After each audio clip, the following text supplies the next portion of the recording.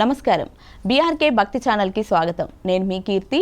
ఈరోజు మనతో పాటు ఉన్నారు శ్రీ మాతాంగి రాజశ్యామల చారిటబుల్ ట్రస్ట్ మరియు శ్రీ మాతాంగి రాజశ్యామల శ్రీనాగ అమృత లింగేశ్వర పంచాయతన ఆలయ వ్యవస్థాపకులు, ట్రస్ట్ ఫౌండర్ మరియు చైర్మన్ బ్రహ్మశ్రీ వెన్నంపల్లి నిశాంత్ శర్మ అవధాని గురుగారు మనతో పాటు ఉన్నారు. గురుగారిని అడిగి మనకున్న సందేహాల్ని నివృత్తి చేసుకుందాం. నమస్కారం గురుగారు. మహాదేవ. గురుగారు, ఇప్పుడు మార్చి 29న షష్టగ్రహ కూటమి ఏర్పడబోతుంది కదా, దీనివల్ల ఏమన్నా అనార్థాలు ఉన్నాయా? మంచి జరగబోతుందా, చెడు జరగబోతుందా అని తెలియజేయండి గురుగారు. మంచి కంటే చెడే ఎక్కువ ఉందిరా తల్లి. ఓకే, మంచి కంటే చెడు ఎక్కువ ఉంది. ఎందుకనంటే ఇదపూర్వంలో ఇలా కూడా కొన్ని గ్రహ కూటమిలు వచ్చే కరోనా వచ్చింది. అవును గురుగారు. అవునా? అవును గురుగారు. ఇటువంటి కూటమిలు వచ్చినప్పుడే కొన్ని వైరస్లు అనేటువంటిది పుడుతూ ఉంటాయి మన భారతదేశం. మన భారతదేశం అనే కాదు, ప్రపంచం మొత్తము ఇటీవలనే కొన్ని బయటికి వస్తూ ఉంటాయి. దాంట్లో ముఖ్యంగా ఏంటి అని అంటే మనిషికి మరణాలు ఎక్కువవుతూ ఉంటాయి. మనుష్య జాతికి మరణాలు ఎక్కువవుతూ ఉంటాయి. రెండోది ధన నష్టమైతే విపరీతంగానే ఉంటుంది. వాళ్ళు ఎంత కోటీశ్వరులు అవుతున్నా కూడా ఆ కోటీశ్వరుని పేరుకి లక్షాధికారి అనే పేరు కూడా రావచ్చు. ఓకే. అటువంటి గ్రహ కూటమిలు ఇప్పుడు వస్తున్నది. అది కూడా మార్చి 29వ తారీఖు నుంచి. దీనికి ఏం లేదండి, మనం కావాల్సింది ఏంటి అని అంటే మన ఇంటి మీద ఆ ప్రభావం చూడకుండా ఉండాలి అని అనుకుంటే ఖచ్చితంగా వారానికి 4 రోజులు నవగ్రహాలకు 7 ప్రదక్షిణాలు సవ్యంగా చేసి 2 ప్రదక్షిణాలు అపసవ్యంగా చెయ్యండి. అంటే ఈ అపసవ్యం ఏంటిది గురుగారు అని మీరు ఒక ప్రశ్న వేయొచ్చు. మీరు అడగక ముందుగా చెప్తున్నాను. ఎందుకు అని అంటే ఏదైనా సరే రాహు కేతువులకు రివర్స్గా చెయ్యాలి. వాళ్ళకు మనం రివర్స్ చేస్తేనే ఆ ఫలితం మనకు వస్తుంది.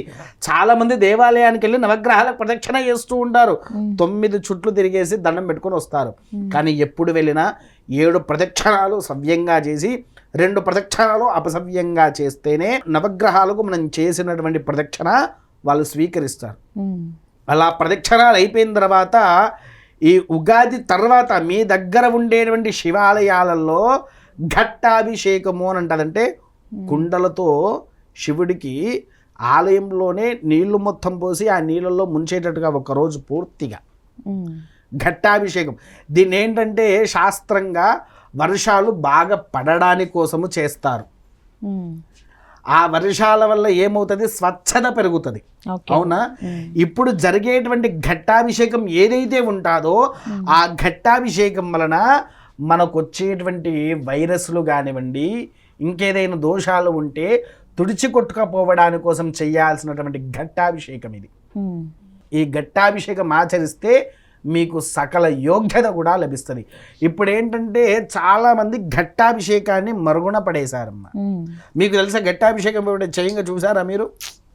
ఇంతవరకు చూడలేదా? లేదు గురుగారు. ఇప్పుడు ఒక శివాలయం ఉందమ్మా. శివాలయంలో లింగం కనిపించకుండా గర్భాలయ ముఖద్వారం ఏదైతే ఉంటుందో దానికి గోడ పెద్ద కట్టేస్తారు.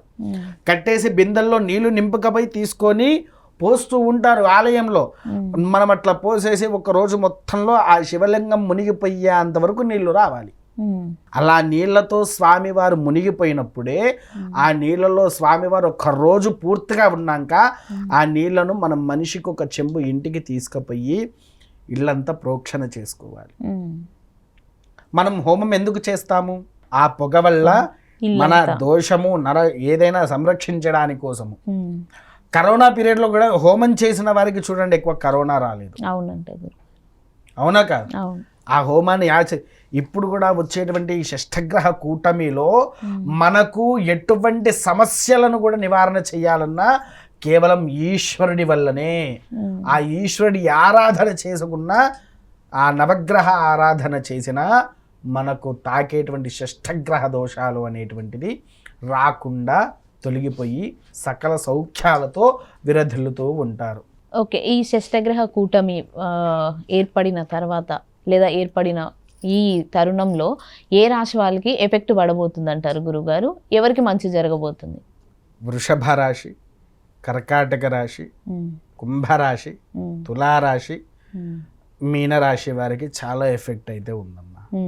వీటి వల్ల ఏంటి అని అంటే అనారోగ్య సమస్యలు అయితే బాగా పెరుగుతాయి. అనారోగ్య సమస్యలు బాగా పెరుగుతాయి, ధన నష్టము కూడా విపరీతంగా జరుగుతుంది ఓకే ఈ రాశి వారికి. అయితే సింహరాశి వారికి ఏంటి అని అంటే మధ్యధరంగా భావిస్తూ ఉంటారు. ఇక సింహం కాబట్టి ఏం చేస్తుంది, అది ఒక గర్జన వేస్తే ఏదున్నా పారిపోతాయి దానికి. అవును గురువు. విన్నారా అట్లా. సో ఈ నక్షత్రాలు ఏవైతే ఉన్నాయో వీటికి ముఖ్యంగా కర్కాటక రాశి వారికి అయితే ఇబ్బంది బాగుంటుంది. ఓకే గురువు. కాకపోతే ఇప్పుడు అష్టమ శని పోతున్నా బృహస్పతి బలం అనేది తక్కువగా ఉంటుంది వారికి. కాబట్టి ఈ యొక్క కర్కాటక రాశి వారు ఇంకో 2-3 సంవత్సరాల వరకు ఈ షష్టగ్రహ కూటమిని అనుభవించక తప్పదు. తర్వాత ఇందులో ఇంకొకటి కూడా వచ్చేసేసి ఏంటి అని అంటే ఈ షష్టగ్రహ కూటమి వల్ల ఈ యొక్క రాశి వారికి జరగబోయే ఇంకొన్ని నష్టాలు కూడా ఉన్నాయి. ముఖ్యంగా ఏంటంటే భార్యాభర్తలు విడిపోవడాలు, ఇది ముఖ్యమైనది. రెండవది ఏంటి అని అంటే పుత్ర సాఫల్యత దూరం అవ్వడం, అంటే కుమారులు కూడా దూరం అవ్వడం, ఇలాంటివి బాగా జరుగుతాయి ఈ షష్టగ్రహ కూటమిలో. అంటే తల్లిదండ్రుల మధ్య వైర్యం పెట్టడం, ఆ తండ్రికి పిల్లలు దూరం అవ్వడం, ఇలాంటివి బాగా జరుగుతాయి ఈ నక్షత్రం వాళ్ళకు. తర్వాత ఇంకొకటి కూడా వచ్చేసేసి ఏంటి అని అంటే రోగ నష్టాలు, అది మనకు తెలిసిందే. షష్టగ్రహ వలన మళ్ళీ ఏ వైరస్ వస్తుందా అనేటువంటిది మనం క్లారిటీగా చెప్పలేము. కాబట్టి ఖచ్చితంగా రోగ భారణ అయితే పడతారు. ఇదఫ్పూర్ అంటే లాక్డౌన్ అంతవరకు రాకపోవచ్చు, కాకపోతే రోగ నష్టం అనేది అయితే బాగా జరుగుతుంది దానివల్ల. మన వృశ్చిక రాశి వారు కూడా కొంచెం జాగ్రత్తగానే ఉండాలి. వారికి ఏంటి అని అంటే ఛాతికి సంబంధించినటువంటి దోషాలు బాగా వస్తాయి. ఆ వృశ్చిక రాశి వారికి ఛాతి, తర్వాత లివర్ ఉంటుంది చూసారా, ఆ లివర్కి సంబంధించినటువంటి దోషాలు విపరీతంగా పెరుగుతాయి వారికి. ఓకే గురుగారు. ఓకే గురుగారు, చక్కటి విషయాన్ని వివరించినందుకు ధన్యవాదాలు గురుగారు. మహాదేవ.